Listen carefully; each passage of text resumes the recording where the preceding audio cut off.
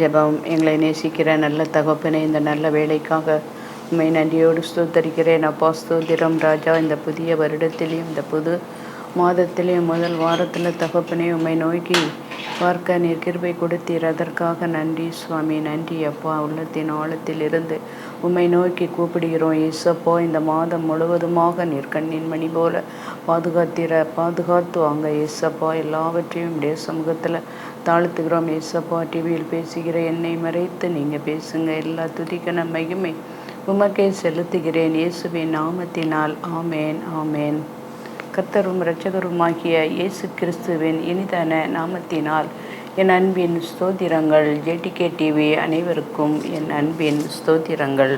எப்படி பாடுவேனான்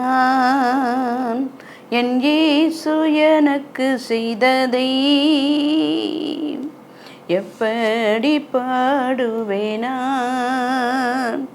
என் இயேசு எனக்கு செய்ததை. ஆயுள் முழுவதும் என் கர்த்தருக்காய் ஆத்தும ஆதாயம் செய்வேன்.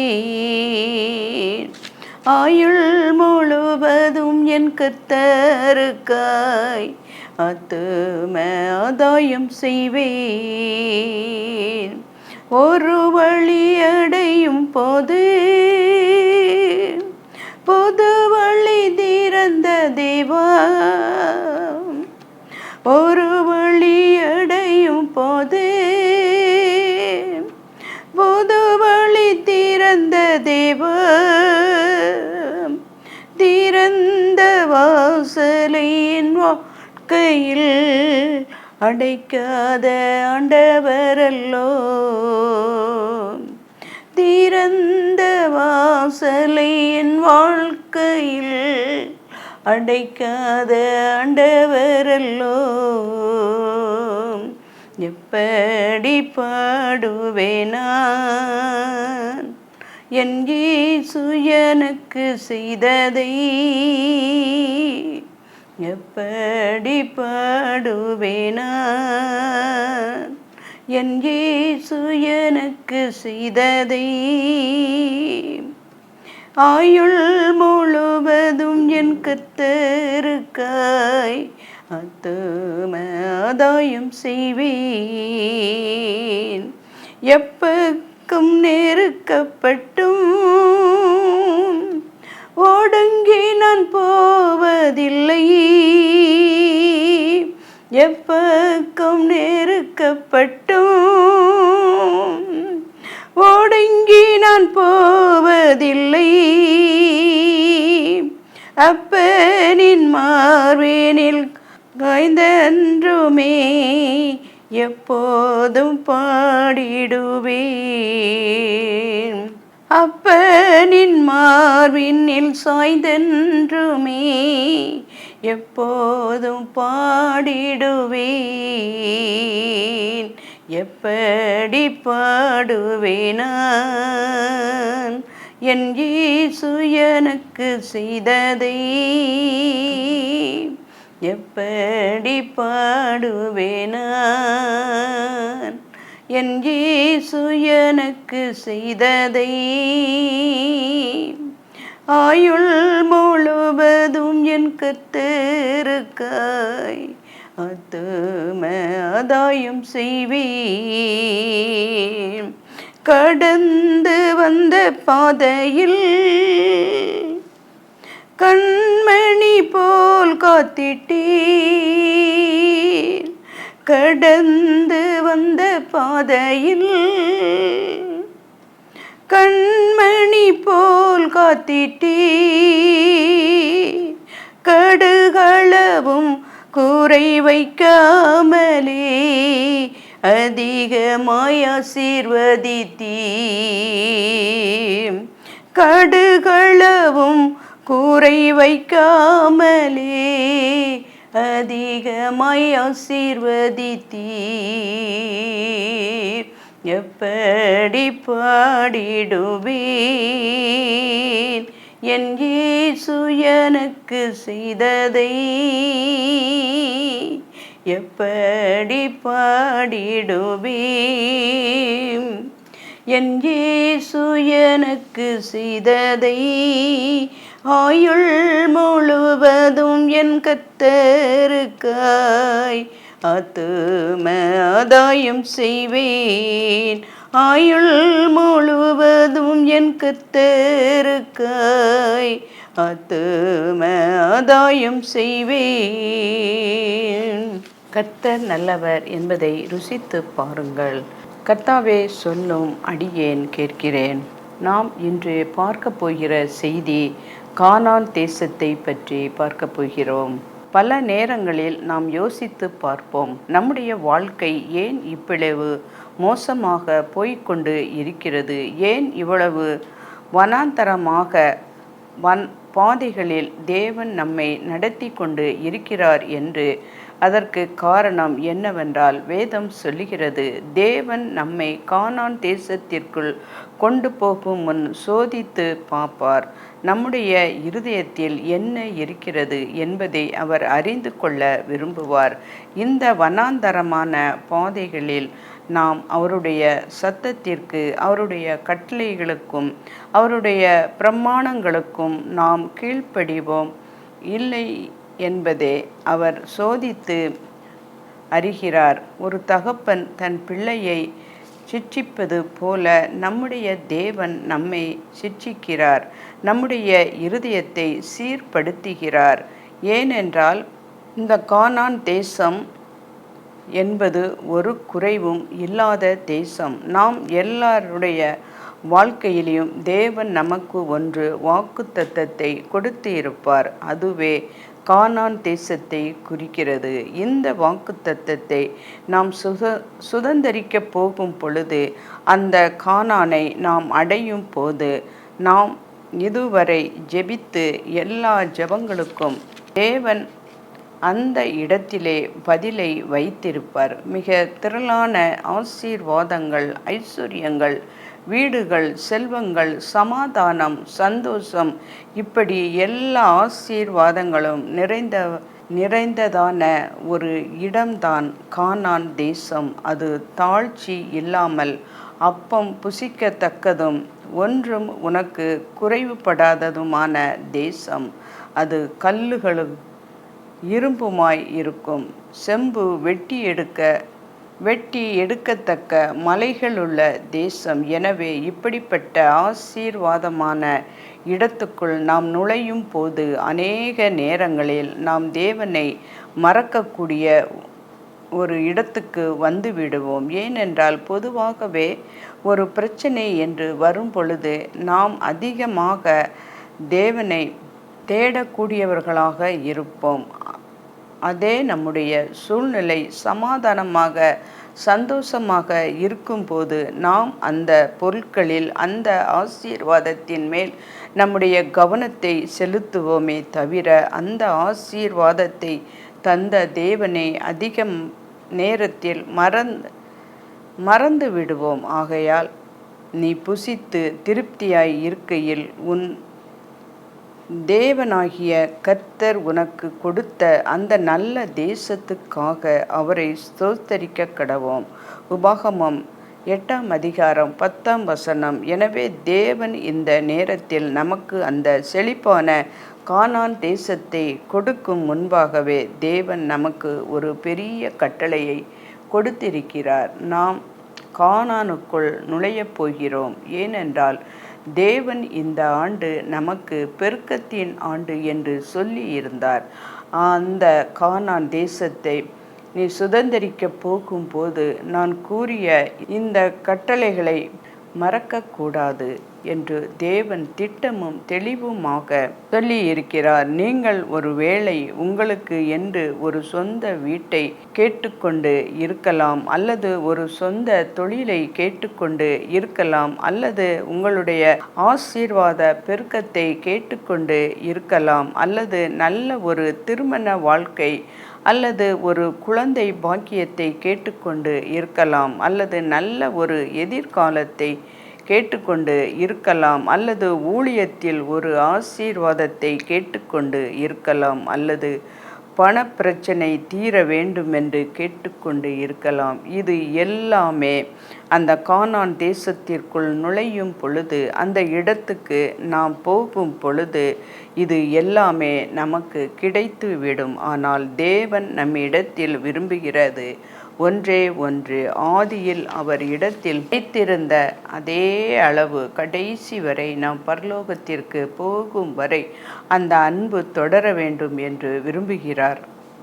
உன் தேவனாகிய கர்த்தரை மறவாதபடி நான் இன்று உனக்கு விதிக்கிற அவருடைய கற்பனைகளையும் நியாயங்களையும் கட்டளைகளையும் கைக்கொள்ளும்படி எச்சரிக்கையாயிரு. நீ என்னை மறவாதபடிக்கு எச்சரிக்கையாயிரு என்று சொல்லுகிறார்.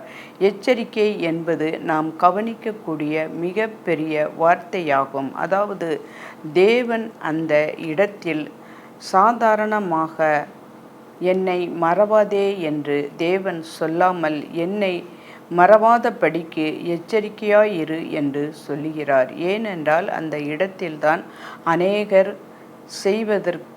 தவறு செய்வதற்கு காரணமாக இருக்கிறது. அந்த இடத்தில் அநேகர் விழுந்தும் போய் இருக்கிறார்கள், தேவனை மறந்தும் போய் இருக்கிறார்கள். ஆசீர்வாதத்தை ஒரு அரியணையாக பெற்ற பிறகு தேவனை மறந்தவர்கள் அநேகர். ஆதலால் தேவன் அழுத்தமும் திருத்தமுமாக நீ என்னை மறவாதபடிக்கு எச்சரிக்கையாயிரு என்று சொல்லுகிறார். நாம் அந்த கானான் தேசத்துக்குள் உள்ளே போகும்போதே தேவன் நம்முடைய இருதயத்தில் இதை பதிக்க விரும்புகிறார்.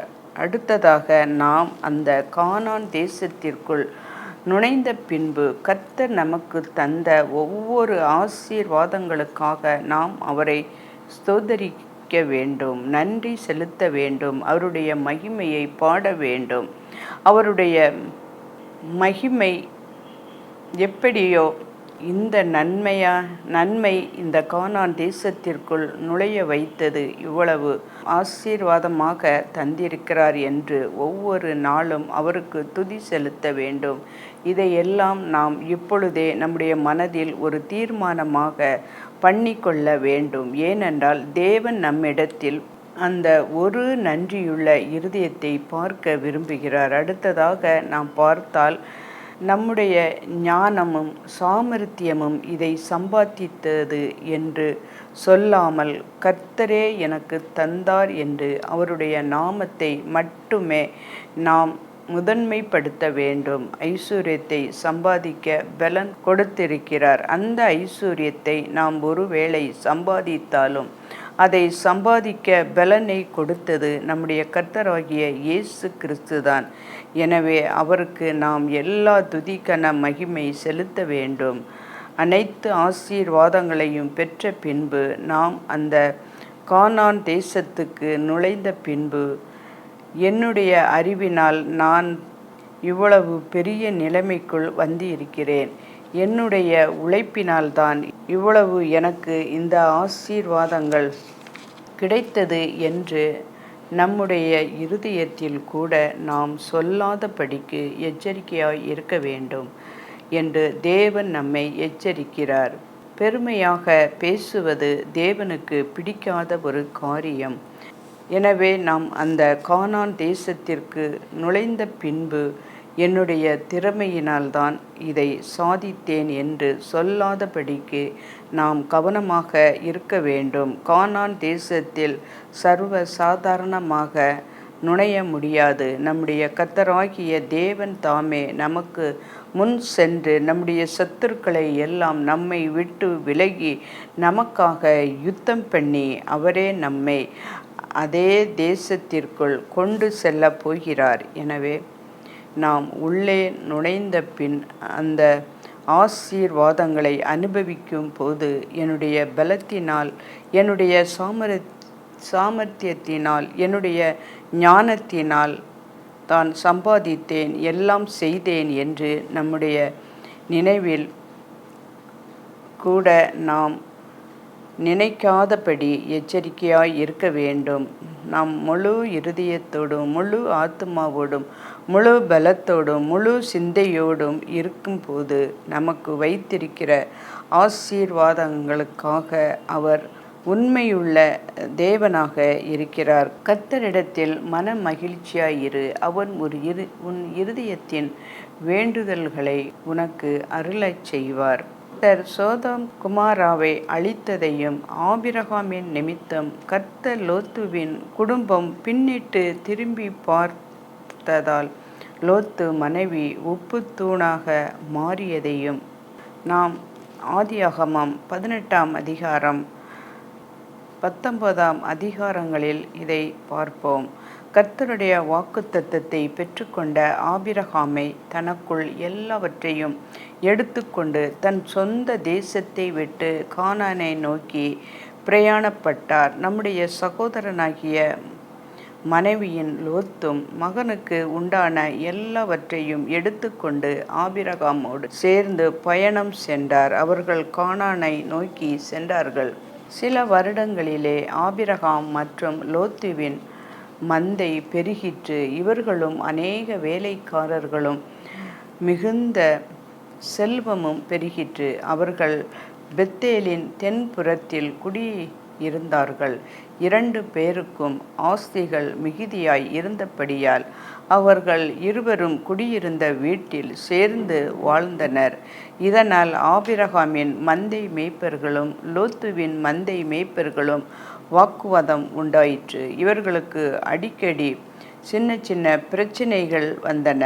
ஆனால் ஆபிரகாம் லோத்தை விட்டு பிரிய மனம் இல்லை. ஏனென்றால் இருவரும் தான் தேசத்தை விட்டு கர்த்தரின் வார்த்தையின்படி கானானில் குடியேறுகின்றனர். ஆனால் தொடர்ந்து பிரச்சனை என்பதால் இருவரும் சமாதானத்தோடு பிரிந்துவிட எண்ணினார்கள். ஆனால் ஆபிரகாம் லோத்துவை நோக்கி, என் ஜனத்திற்கும் உன் ஜனத்திற்கும் வாக்குவாதம் வேண்டாம். நாம் பிரிந்து போகலாம். உனக்கு பிடித்த இடத்தில் நீ போ. நீ இடதுபுறம் போனால் நான் வலதுபுறம் போகிறேன். நீ வலதுபுறம் போனால் நான் இடதுபுறம் போகிறேன் என்றார். யோர்தான் நதியின் கரையோரத்தின் நிலப்பரப்பு ரொம்ப செழிப்பாக இருந்ததை அறிந்த அந்த இடத்தை தேர்ந்து எடுத்தார். அவர் தேர்ந்து எடுத்த இடம்தான் சோதோம். சோதோமுக்கு மிக அருகில் உள்ள பட்டணம் குமாரா. இந்த சோதோம் மற்றும் குமாராவில் வாழ்ந்து வந்த ஜனங்கள் ரொம்ப பொல்லாதவர்களும் கர்த்தருக்கு முன்பாக மகா பாவிகள், தகாத பாலியல் குற்றங்களில் ஈடுபட்டு தங்களை கெடுத்து கொண்டனர். ஆனால் ஆபிரகாம் கானாவிலேயே குடியிருந்தார். கர்த்தருடைய வார்த்தையின்படி எபிரோனில் குடியிருந்தார். ஆபிரகாமும் லோத்தும் 5 ஆண்டுகளுக்கு பின் சோதோம் மற்றும் குமாராவின் பாவங்கள் மிகுதியானதால் அதை அழிக்கும்படி கர்த்தர் எண்ணினார். இப்படிப்பட்ட சூழ்நிலையில் ஒரு நாள் ஆபிரகாம் தன்னுடைய கூடார வாசலில் நிற்கும் பொழுது 3 மனிதர்கள் வருவதை பார்க்கிறார். ஓடிப்போய் அவர்களை வரவேற்று உபசரித்தார். பின்பு அவர்கள் ஆபிரகாமை ஆசீர்வதித்து இன்னும் 1 வருடத்தில் சாராளுக்கு ஈசாக்கு பிறக்கப் போகிற செய்தியை அறிவித்தார். பின்புதான் ஆபிரகாமுக்கு புரிந்தது, வந்து இருந்தவர்கள் கர்த்தரும் 2 தேவ தூதர்களும், மேலும் அவர்கள் சோதோம் குமாராவை அழிக்கத்தான் வந்திருக்கிறார் என்று தெரிந்து கொண்டார்கள். ஆபிரகாம் கர்த்தருக்கு மிகவும் பிரியமானவன். ஆனால் இந்த விஷயத்தை மறைக்க வேண்டாம் என்று முடிவு பண்ணி 2 தூதர்களும் சோதோம் குமாராவை நோக்கி போனார்கள். ஆனால் ஆபிரகாம் கர்த்தரோடு நின்று கொண்டு இருந்தார். சோதோமில் தன்னுடைய சகோதரன் மகன் லோத்துவும் அவனது குடும்பமும் இருக்கிறது. ஆபிரகாம் அதிக கவலைப்பட்டு கர்த்தரை நோக்கி வேண்டினான். ஆபிரகாம் கர்த்தரிடம் வந்து, துன்மார்க்கனோடு நீதிமானையும் அழிப்பீரோ? பட்டணத்தில் ஒருவேளை 50 நீதிமான்கள் இருக்கிறார்கள். அந்த 50 நீதிமானின் நிமித்தம் அந்த பட்டணத்தை அழிப்பீரோ என்றார். அதற்கு கர்த்தர், நான் சோதோமில் 50 நீதிமான்கள், அவர்கள் நிமித்தம் அந்த ஸ்தலம் முழுவதையும் இரட்சிப்பேன் என்றார். மறுபடியும் ஆபிரகாம் தயங்கி தயங்கி கர்த்தரிடம், ஒருவேளை 50 நீதிமானுக்கு 5 பேர் குறைந்தால் பட்டணத்தை அழிப்பீரோ என்று கேட்டார். அதற்கு கர்த்தர், 45 நீதிமான்களை கண்டால் அழிப்பது இல்லை. அப்படியும் தைரியத்தை வரவழைத்து கொண்டு ஆபிரகாம் கர்த்தரை நோக்கி, ஆண்டவரே, ஒருவேளை 30 நீதிமான் கண்டால் அதை அழிப்பீரோ என்றார். 30 நீதிமானை கண்டால் அதை அழிப்பது இல்லை என்றார். பிறகு ஆபிரகாமுக்கு தயக்கம், ஒருவேளை சோதோமில் 30 நீதிமான்கள் இல்லாமல் இருந்தால் சகோதரனின் மகனாகிய லோத்துவும் அவன் குடும்பமும் மடிய வேண்டியது இருக்குமே என்று மறுபடியும் ஆண்டவரோடு பேசினான். ஆண்டவரே, ஒருவேளை 20 நீதிமான்கள் காணப்பட்டாலும் என்றால் அதற்கு கர்த்தர் 20 நீதிமானின் நிமித்தம் அதை அழிப்பது இல்லை என்றார். இன்னும் ஆபிரகாமுக்கு திருப்தி இல்லை. நீதிமான்கள் 10 பேர் இருந்தால் என்ன செய்வது?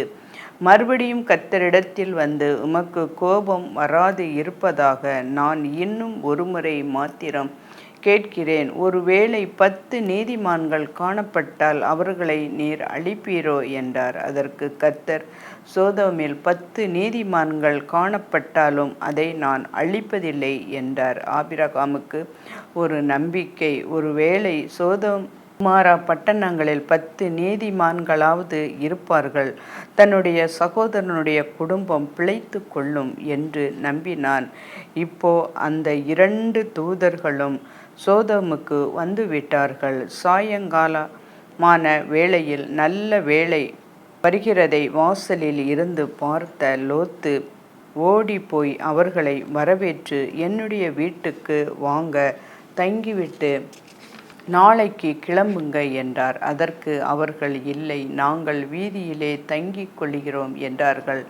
அதற்கு லோத்து சம்மதிக்காமல் அவர்களை வற்புறுத்தி வீட்டிற்கு கூட்டிக் கொண்டு போய் புளிப்பில்லாத அப்பங்களை சுட்டு விருந்து பண்ணினார். அந்த வீட்டில் லோத்துவின் மனைவி மற்றும் 2 மகள்களும் இருந்தார்கள். மகள்களுக்கு திருமணம் ஆகவில்லை. திருமணம் நிச்சயம் பண்ணி வைத்திருந்தது. வந்திருக்கிறவர் 2 பேரும் தேவதூதர் என்று லோத்துக்கு தெரியாது. விருந்தினர்களை வரவேற்கும் நல்ல எண்ணம் ஆபிரகாமுக்கு நல்ல எண்ணம் இருந்தது. ஆனால் தேவதூதர்களை உபசரிக்கும் வாய்ப்பு லோத்துக்கும் கிடைத்தது. லோத்துவும் அவன் குடும்பமும் தூங்கலாம் என்கிற போது ஒரு அதிர்ச்சி.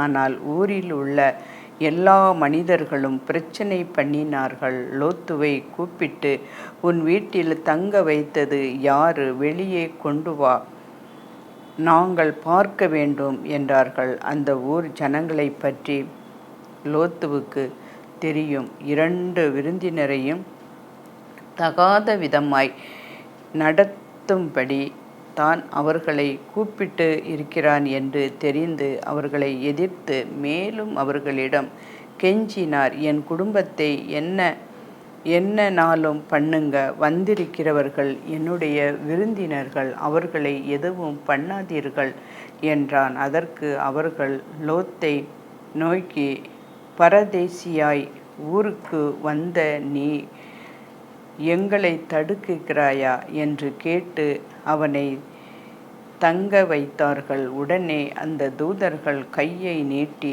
லோத்துவை வீட்டுக்குள் அழைத்து கதவை பூட்டினார்கள். மேலும் வாசலில் நின்றவர்களின் கண்களை குருடாக்கினார்கள். பெரிய குழப்பம் உண்டாயிற்று. இப்பொழுதுதான் தாங்கள் தேவ தூதர்கள் என்று சோதோம் குமாராவை அழிக்கும்படியாக கர்த்தர் தங்களை அனுப்பினார் என்று லோத்துவிடம் வெளிப்படுத்தினார்கள். மேலும் லோத்துவிடம், உனக்கு வேண்டியவர்கள் யாராவது இருந்தால் அவங்களையும் சேர்த்து கொண்டு ஊரை விட்டு வெளியே அனுப்பு என்று சொன்னார்கள். லோத்து உடனே வெளியே போய் தன் மகள்களை திருமணம் செய்ய போகிற தன் மருமகளோடு பேசி, இந்த இடம் அழியப் போவது, உடனே ஊரை விட்டு போய்விடுவோம் என்று சொன்னார்கள். ஆனால் அவர்கள் இவர் சொன்னதை நம்பவில்லை. பொழுது விடிந்தது. அதிகாலையில் தூதர்கள் லோத்துவை நோக்கி, இந்த பட்டணம் அழியும் போது நீ சாகாமல் தப்பிக்க வேண்டும் என்றால் நீ உன் வீட்டில் உள்ளவர்களை கூட்டிக் கொண்டு ஓடிப்போய்விடு என்று சொன்னார்கள். ஆனாலும் லோத்து வீட்டார் தயங்கி இருந்தார்கள். ஆனாலும் கர்த்தர் லோத்துவின் மேல் வைத்த இரக்கத்தினால் தூதர்கள் 4 பேரோட கையை பிடித்து இழுத்து ஊருக்கு வெளியே அவர்களை கொண்டு வந்து விட்டார்கள். பின்பு லோத்தை நோக்கி, உன் ஜீவன் தப்ப ஓடிப்போ, பின்னிட்டு பாராதே, இந்த சமபூமியில் எங்கும் நில்லாதே, நீ அழியாதபடிக்கு மலைக்கு போ என்றார். ஆனால் லோத்து வேண்டுதல் பண்ணி, என்னால் இந்த மலையில் ஏற முடியாது, பக்கத்தில் இருக்கிற அந்த ஊருக்கு போகட்டுமா என்று கேட்டார். அதற்கு தூதர்களும் சம்மதித்து அந்த ஊருக்கு போகச் சொன்னார்கள். அந்த ஊரின் பெயர் சோபார். எல்லாரும் ஊரை நோக்கி ஓடி வந்தார்கள். உடனே கர்த்தர் வானத்தில் இருந்து கந்தகத்தையும் நெருப்பையும் மழை போல கொட்டினார். சோதோம் மற்றும் குமாரா இருந்து எல்லா மனுஷர்களும் விலங்குகளும் மற்றும் பயிர்களும் முற்றிலும் அழிந்து போய் விட்டது. இவர் ஓடிக்கொண்டு இருக்கிறார்கள். சத்தம் பயங்கரமாக இருந்தது. அந்த நேரம் ஒரு அசம்பாவிதம். லோத்துவின் மனைவி சத்தத்தை கேட்டு பின்னாக திரும்பி பார்த்தாள். அந்த வினாடியே லோத்துவின் மனைவி உப்பு தூணாளாள். கர்த்தர் அந்த அளவிற்கு ஆபிரகாம் லோத்தின் மீது இரக்கப்பட்டு குடும்பத்தை மற்றும் காப்பாற்றினார். இவ்வளவு வாய்ப்பு கொடுத்த போதும் கர்த்தர் வார்த்தைக்கு கீழ்ப்படியாமல் பின்னிட்டு திரும்பி பார்த்ததால் உப்பு தூணாக மாறினாள். இதனால் லோத்துவின் வம்சமே மிகுந்த சாபத்தை பெற வேண்டியதாய் இருந்தது.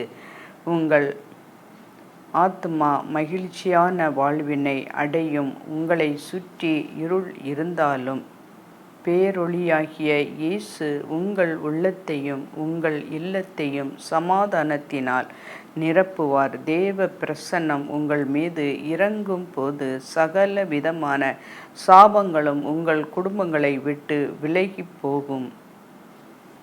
நானே ஆறுதல் செய்கிற தேவன். அவர் சர்வ லோகத்தின் தேவன். யார் வேண்டிக் கொண்டாலும் அவர்களுடைய இருதயத்தை தேவன் ஊடுருவிப்பார். நம்முடைய இருதயம் எப்படி இருக்கிறது, என்ன இருதயத்தோடு வந்திருக்கிறோம், அதை பார்த்துதான் அற்புதம் செய்கிறார். யோவான் 16ஆம் அதிகாரம் 20 படி, மெய்யாகவே மெய்யாகவே நான் உங்களுக்கு சொல்லுகிறேன், உலகமோ சந்தோஷப்படும், நீங்கள் துக்கப்படுவீர்கள், ஆனாலும் உங்கள் துக்கம் சந்தோஷமாக மாறும். உங்கள் துக்கம் சந்தோஷமாக மாறும். அதுதான் ஆண்டவர் கொடுக்கிற வார்த்தை. உங்கள் துக்கம் சந்தோஷமாக மாறும். ஒரு மனிதனுடைய வாழ்க்கையில் துக்கம், அந்த துக்கத்தோடு இயேசுவை தேடி வந்தபோது அந்த துக்கத்தை எப்படி சந்தோஷமாக மாற்றினார். இயேசுவை தேடுகிற நமக்கு ஒரு காரியத்தை குறித்து துக்கம் இருக்கலாம். இன்று நமது துக்கத்தை சந்தோஷமாக மாற்றி மகிழ்ச்சியாக்குகிறார். நம் வீட்டில் யாரோ ஒரு பாதிக்கப்பட்டு இருக்கிறாம். நமக்கு பிரியமானவர்கள் வியாதிப்பட்டு இருக்கலாம். பிரியமானவர்கள் குடும்பம் பாதிக்கப்பட்டு இருக்கலாம். ஐயோ, எங்கள் குடும்பத்தில் ஒருவர் பாதிக்கப்பட்டு இருக்கிறார்களே என்று எண்ணலாம். பிரியமானவர்கள் வேதனைப்படுவதினால் துக்கப்பட்டு இருக்கலாம். பிரியமானவர்கள் ஆஸ்பத்திரியில் இருக்கலாம். நாம் நேசிக்கிற ஒருவர் வியாதி படுக்கையில் இருக்கலாம். தூர தேசம் புறப்பட்டு பட்டணத்தில் இருக்கிறவர்களும் வியாதிப்பட்டு இருக்கலாம். ஆனால் வாழ்க்கையில் ஏதோ ஒரு பாதிப்பு உண்டாகி இருக்கலாம். அதன் நிமித்தமாய் துக்கமாக இருக்கலாம். வீட்டில் இருந்த அந்த வேலைக்காரனுக்காக அவன் ஆண்டவர் இடத்தில் வேண்டுதல் செய்த பொழுது இயேசு வீட்டில் இருந்த வேலைக்காரனுக்கு அற்புத சுகத்தை கொடுத்தார். உங்கள் துக்கம் சந்தோஷமாக மாறும். கர்த்தர் தம் அனைவரோடும் கூட இருப்பாராக. ஆமேன்.